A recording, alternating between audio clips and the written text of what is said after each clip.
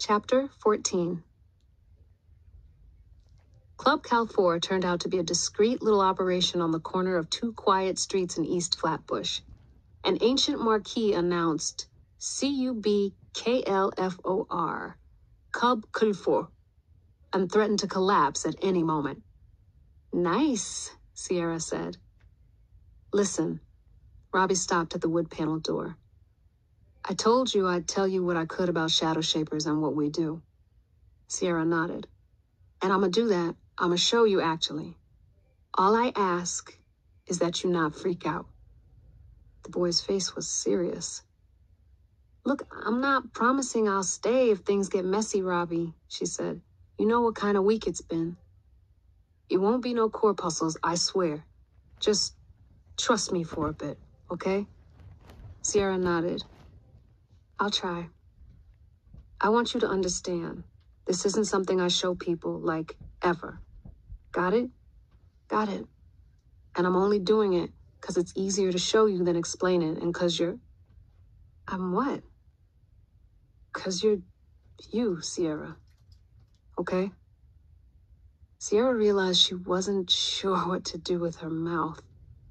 It kept trying to move around to different parts of her face, and she clenched her teeth to keep it in line.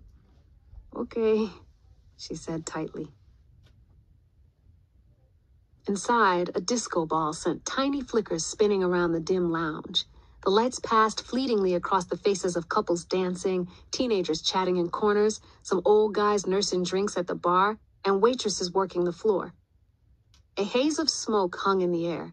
It wasn't the sweet mustiness of her abuelos malagueñas, but a danker cigarette smell. Some old swing-style jazz melody with a calypso beat chortled from a jukebox in the corner. Sierra wasn't sure why, but she felt instantly at home at Club Cal 4. No one turned to glare at them or size them up like at most of the teenage clubs she'd been to. Robbie didn't appear to be in any imminent danger of getting jumped. People of all ages mingled and joked happily with one another, and most shockingly, no creepy guys tried to devour her whole with their eyes. I like this place, she whispered in Robbie's ear. Then she surprised even herself by leaving her lips by his neck for a sweet moment. I was hoping you would, he said, a goofy smile breaking out across his face. Come with me. He led her over to the jukebox corner and said, You see it? The music box? No, Sierra, the wall. She had completely forgotten that he'd said he painted murals for the place. She squinted through the foggy air at the walls. The light was so dim that at first she could barely see the images, but as her eyes adjusted, the swirling lines and figures seemed to jump out from the wall. She followed a blue pant leg up to find a well-dressed skeleton waltzing with his skeleton bride. Behind them, palm trees swayed before a burning red sky. And beyond that, churned a wild ocean full of beautiful dark-skinned mermaids and swirling dragons. It's amazing, gasped Sierra. Thank you, Robbie said. It was even brighter before everything happened. It was true. The mural looked as though it had been around much longer than either Sierra or Robbie had been alive. Farther down the wall, a tall black man in an elegant colonial military uniform stood on top of a jungle mountain. He stared down into a forest full of growling tropical creatures and magnificent birds. The light blue Caribbean sky was alive with angels of all colors and sizes.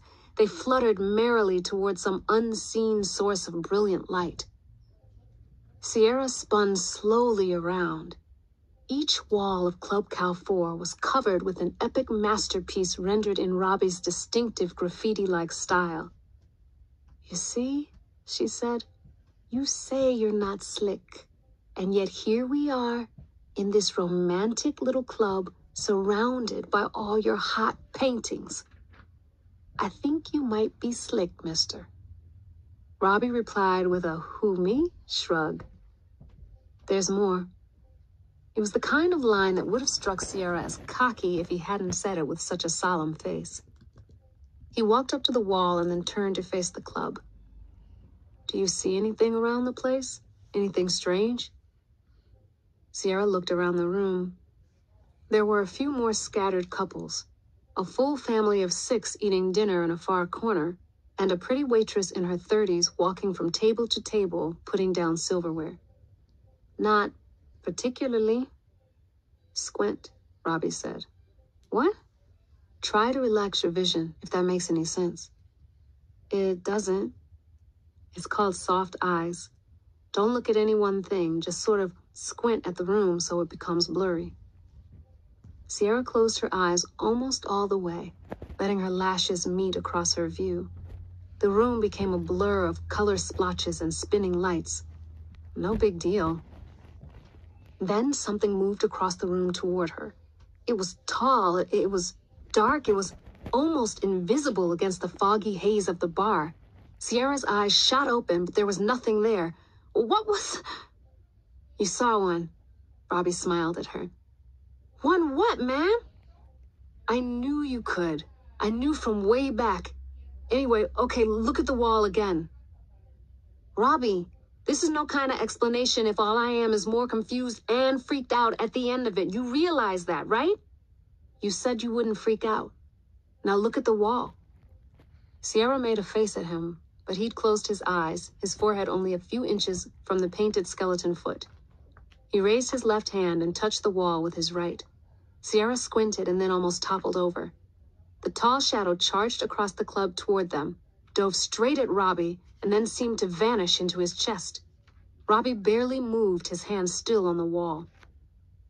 Sierra's eyes went to his painting. She couldn't say exactly what, but something was definitely happening to the mural now. It was different, brighter, and... The painted skeleton trembled. "Robbie! Shh!" Sierra watched in awe as the skeleton's painted skull turned ever so slightly, as if to regard her and Robbie. It was smiling, but skulls were always smiling those damn death grins, so that didn't mean anything. Then it started tapping its foot. She could see it beating in time with the music. Sierra opened her mouth to gasp, but fought it back. She'd promised not to freak out. And anyway, how different was this from the strange changes she'd been seeing in murals all week? Something about it made some wild kind of sense. "You run off?" Robbie's eyes were still closed, his hands still touched the wall. She shook her head, then remembered he couldn't see her. "No, I'm here." More tall, dark shadows moved across the club. Sierra could sense them flickering along the edges of her eyes, but she couldn't look away from the mural. One by one, the tall shadows approached Robbie and then vanished into him. The painting brightened and then seemed to awaken, each mermaid and monster flexing and turning ever so slightly, as if rising from an epic nap. I just... Sierra whispered. Robbie was smiling when he opened his eyes. "Shadowshaping. The shadows come to me. When they're just in shadow form, they can't do so much in the living world, just whisper and rush around mostly. Some can do other stuff, but it takes a lot of their energy. But when I put their spirits into the painting, a form, they take on way more powers." "Can other people see it, though?" No one else was looking up. No one gaped. The murals were bursting to life, and everyone around her was like, la-di-da, another day at the club. Not most of them, no. Why? Why not? It's like I said the other night, they're not looking. Sierra just stared at the churning wall. "But it's real," Robbie finished. "Anyway, you want to dance?"